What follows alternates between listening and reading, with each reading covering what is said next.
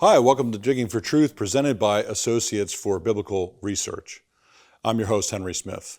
You're in for a treat today, as it's my privilege to welcome my friend and colleague, Abigail Van Huss, to the program. Abigail is a biblical archaeologist and the assistant director of the Shiloh Excavations in Israel with ABR. Abigail, it's great to have you on the show for the first time. Welcome. Thank you. It's great to be here. So glad to have you with us. Biblical archaeologist Abigail Van Huss. Very exciting journey for you and for me. And we're going to tell the audience why that's the case. I thought we would begin with your story of how you became interested in biblical archaeology. When did that happen? And did you grow up studying the Bible as a Christian and those kind of things? Yeah, so I think the first that I remember knowing about archaeology was a video that I watched as a kid, and my mom had gotten it, and it was about an archaeological dig, and I just thought that was so awesome. Um, and I was thought, I'd like to do that when I grow up, but I kind of forgot about it. And then when I was in my early 20s, I think I was 21, was the first time I went to Israel. And it's something I had wanted to do. I'd grown up in the church. I understood the history in the land of Israel and how that connected to the Bible, and I really wanted to go. So I had saved up my babysitting money as a teenager, and I finally went to Israel, and I saw archaeologists working. And I actually, on my second trip to Israel, because I went back, I got to go to the Temple Mount Sifting Project. They take groups, you can come in for just a couple hours and you sift material that came from the Temple Mount. And we got to do that. And I remember asking my group leader, could you just leave me here? I'll just stay here and keep doing this. And he was like, no, no, no, you can't do that. You have to come with us. And so that was from then on, that's how I knew I really wanted to get involved with this and figure out a way to actually do archaeology. Cool. So that journey. So you grew up in the church, is what I inferred from what you were saying. So you Yes, kind of yes, had I did. you had a baseline belief in the Bible, but Hmm. archaeology, being around it, sort of stirred this passion in you. So Hmm. this time period you're describing, Temple Mount Sifting Project. Now we met each other, I believe, for the first time in 2010 Hmm. on an ABR tour, and then our dig at Khirbet el-Maqatir. So tell us about that experience. That's in that early stage, I think, right? Yeah, so actually that was my very first dig season. But I had gone in 2008 with ABR. It was when they weren't digging at Khirbet el-Maqatir because of the unrest in that area.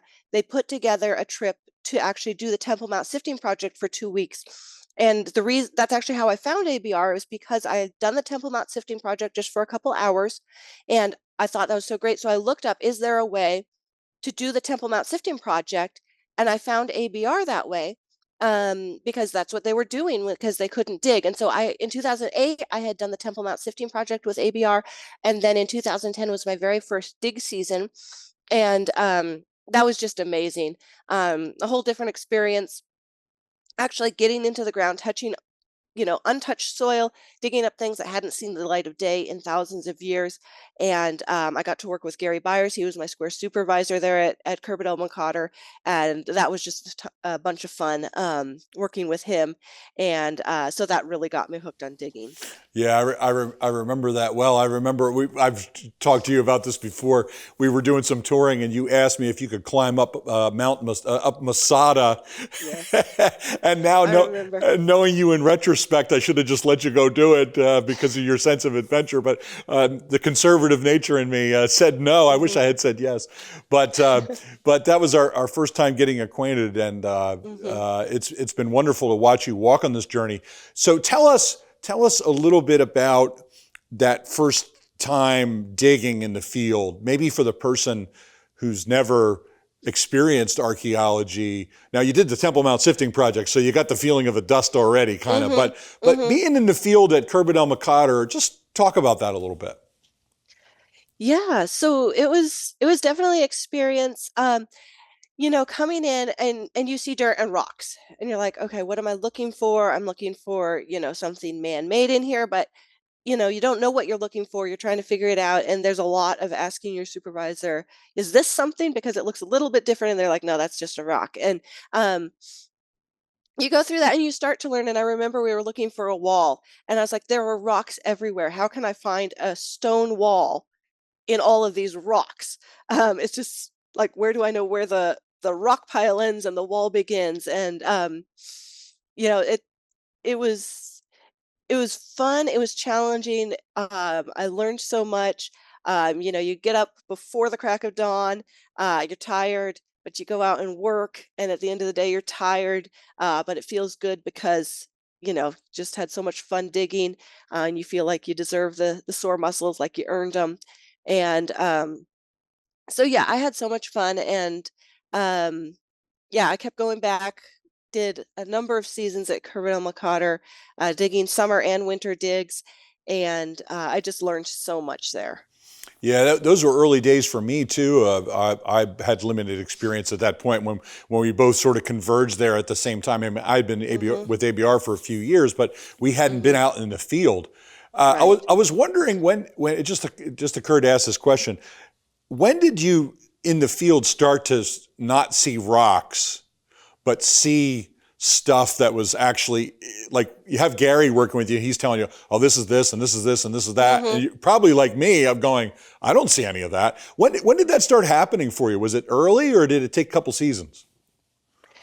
It was, I mean, for some things I picked up right away. Like I figured out what pottery looked like. I figured out, what certain things look like. But as far as like, there's a sense of seeing in the dirt, and um, you get to a point where you can almost see a wall when you just uncover one stone and this is going to be part of a wall.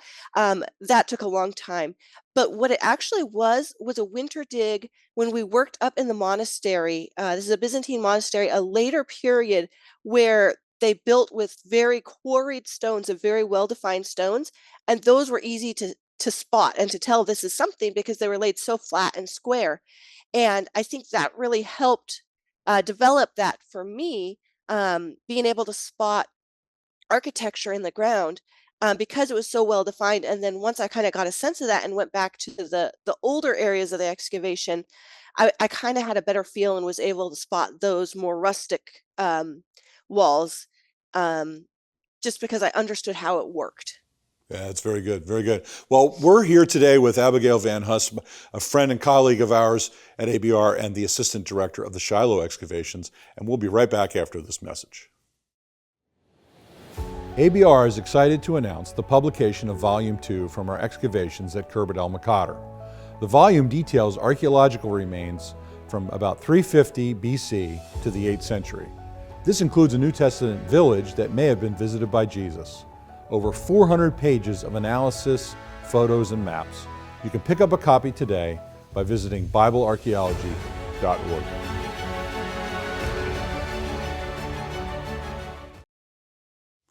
Hi, welcome back to Digging for Truth. I'm Henry Smith. I'm here with Abigail Van Huss, biblical archaeologist and assistant director of the Shiloh Excavations in Israel. Okay, Abby, you were sharing a little bit about your journey, experience, and in the field. And like most things in life, if you get experience, then you really start to see what it's all about, as you were describing the monastery. Tell us a little bit more about your journey through the years at Khirbet el-Maqatir.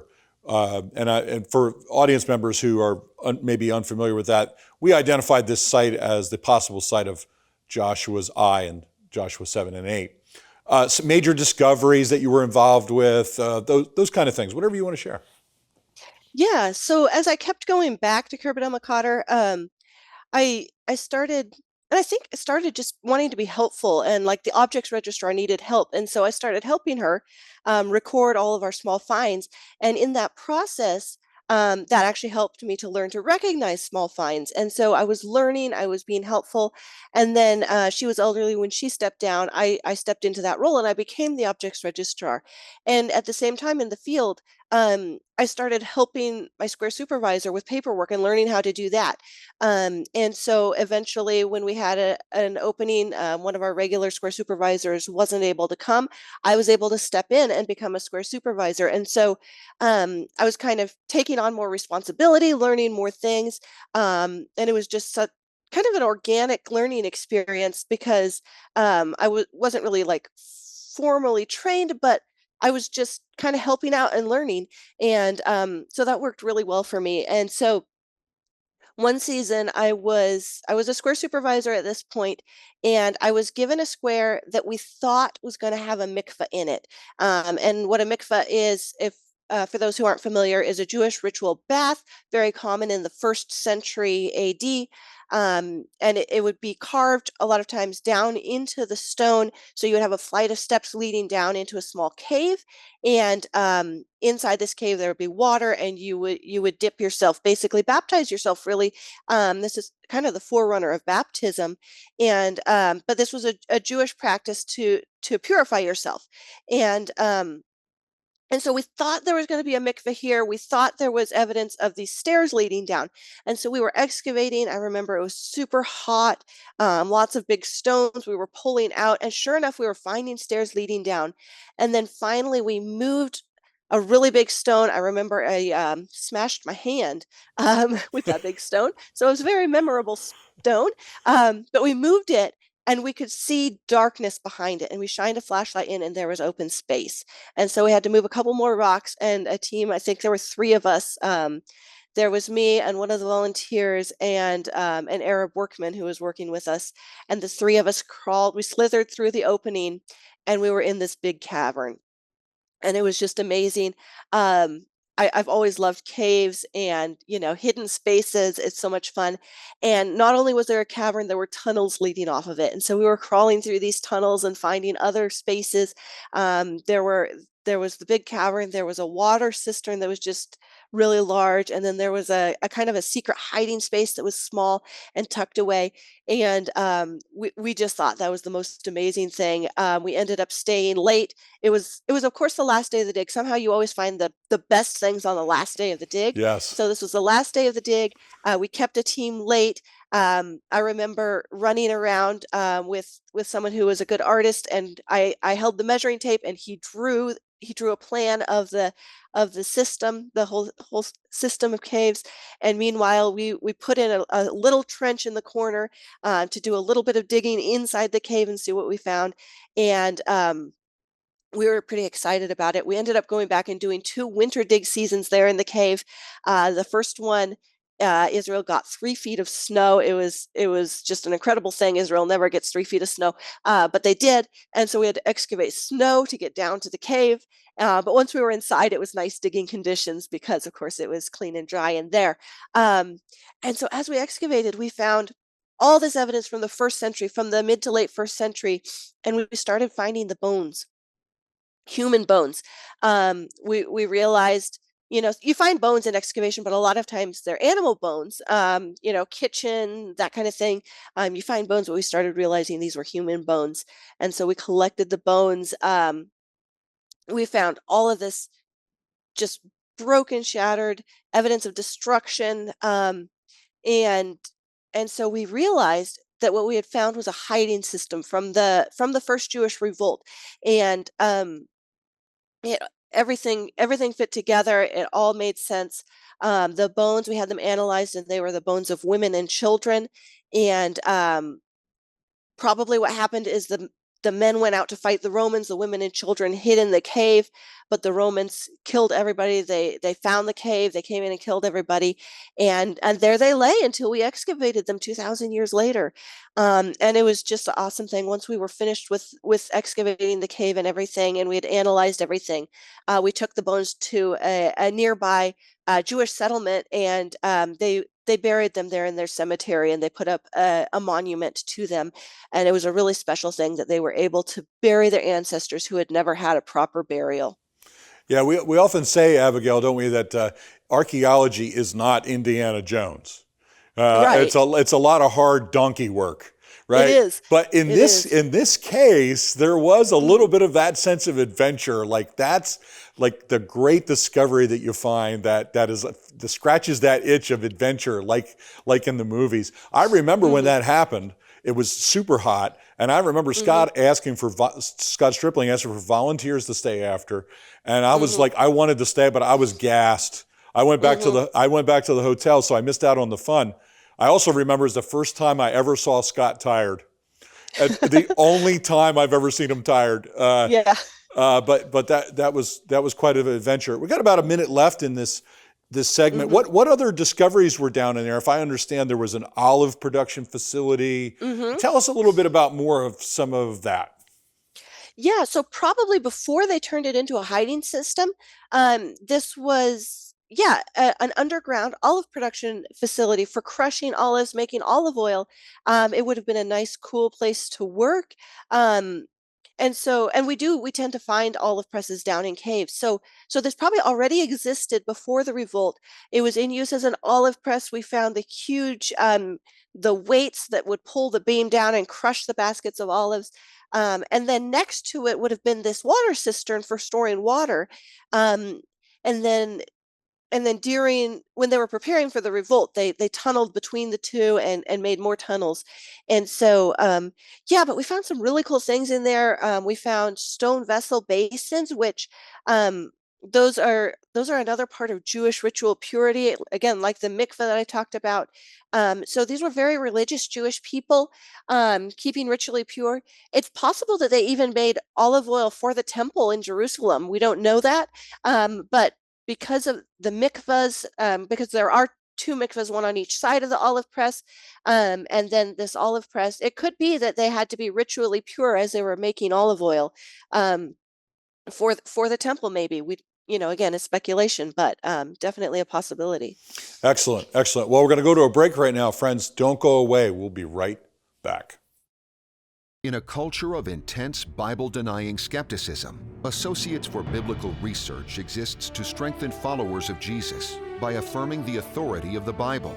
Our archaeological fieldwork and original research form a strong foundation in upholding the reliability of the Scriptures. For students or anyone asking if they can really trust the Bible, please visit our website and partner with us by joining our prayer team or financially supporting this ministry. And thank you for standing with us. Hi, welcome back to Digging for Truth. I'm here with archaeologist Abigail Van Huss. Okay, you took us on quite an adventure, Abigail, in our last segment from Khirbet el-Maqatir. Now let's Hmm. move, we closed down that dig, we moved to Shiloh. Hmm. So tell us a bit about your journey there into becoming the assistant director, and also your journey in getting your master's degree and working towards a PhD. You can just spell that out any way you like. Yeah, so after I'd been excavating for quite a few years, I realized I really like this. I need to go back to school, go to college in the first place. And so I decided I was going to study archaeology. I had to start with a bachelor's degree, and then a master's, and I was able to do that at the Bible Seminary in Texas. And now I'm working on my PhD at Ariel University in Israel. But yeah, we moved to Shiloh. And as I got the caught up on the book learning that to match my experience, that I'd kind of done things backwards, got the field experience first, and then the knowledge, the academic knowledge. And so with my experience, and then once I had a master's degree, yeah, I moved into the position of assistant director of excavations, and I kind of help keep things on track, oversee things, and it's a lot of fun working at Shiloh with our team. We have a great team at Shiloh.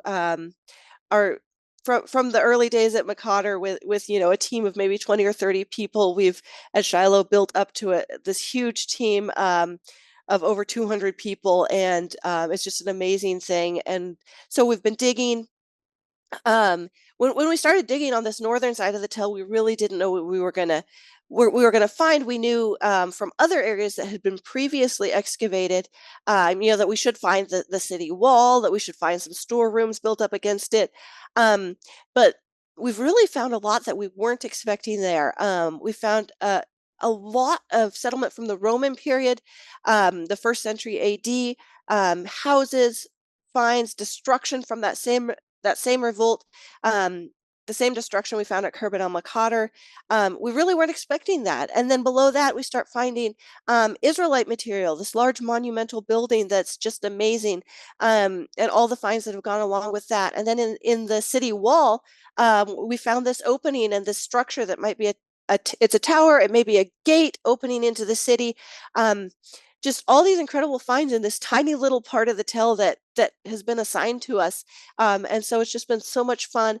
And we've learned so much, and we have so much more to do, but it's just been really amazing digging at Shiloh. Yeah, it's been great too to just partner with you as part of the team and watch you grow into this role that you're right there with Gary and Dr. Stripling in terms of being the leadership team, and it's really been incredible to watch. While you were in Israel, you two things. One is you have a blog, Abigail's Archaeological Adventures. So we want to encourage people to go check that out. But while you were living in Israel, you were going to all these different digs. So just tell us a little bit about that. And how many digs have you been on now? Yeah, so yeah, I moved to Israel almost 3 years ago. I just moved back to the U.S. a couple months ago, but yeah, while I was living there, I was like, I'm just going to jump on every dig I get invited on, and of course, everybody needs help on their dig, and so I got invited on a lot. I tried to count it up. I'm not sure, but I think I've dug at 9 or 10 different sites. And if you try to count excavation seasons, I have no idea. I may have been on 100 excavation seasons. I'm not sure. Yes. But just so much fun, and a lot of these are just little sites that nobody's ever heard of. But they're fun. I've dug everything from a chalcolithic site in the Jordan Valley, a copper production site super early, to a Hashmonean little fortress or something, to an Israelite fortress on the border. We actually don't know if it's an Israelite fortress or a Judahite fortress. It's on the border between Israel and Judah, and so that's the big question: is which one did it belong to? Just all of these excavations.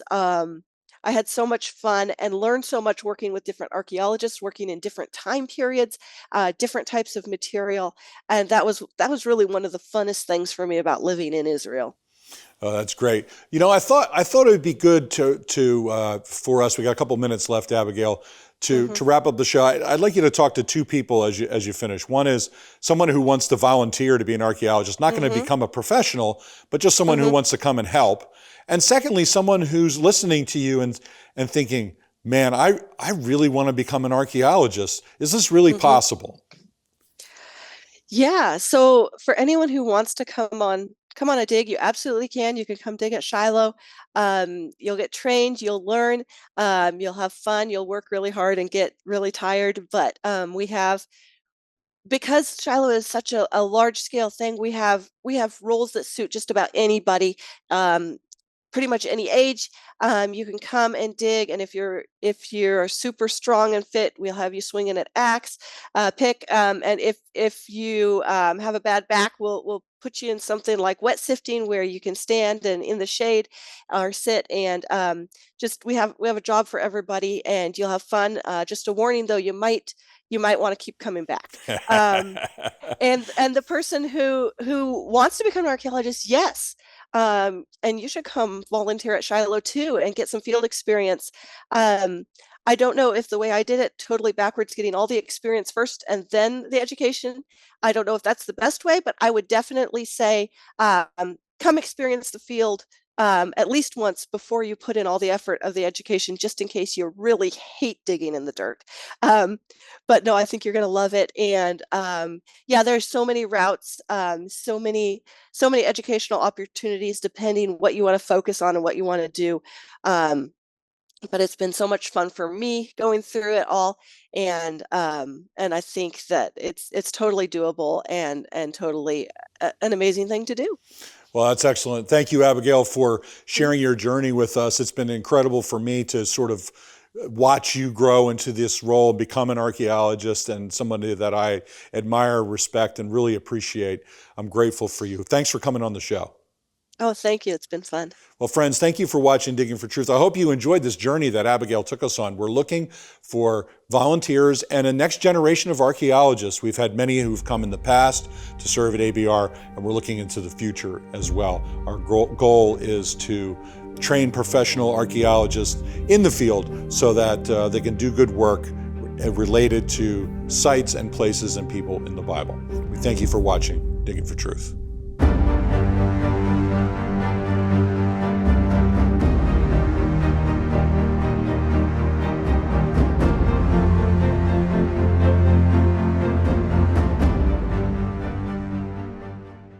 Digging for Truth is produced and recorded in the studios of Lighthouse TV. Positively different.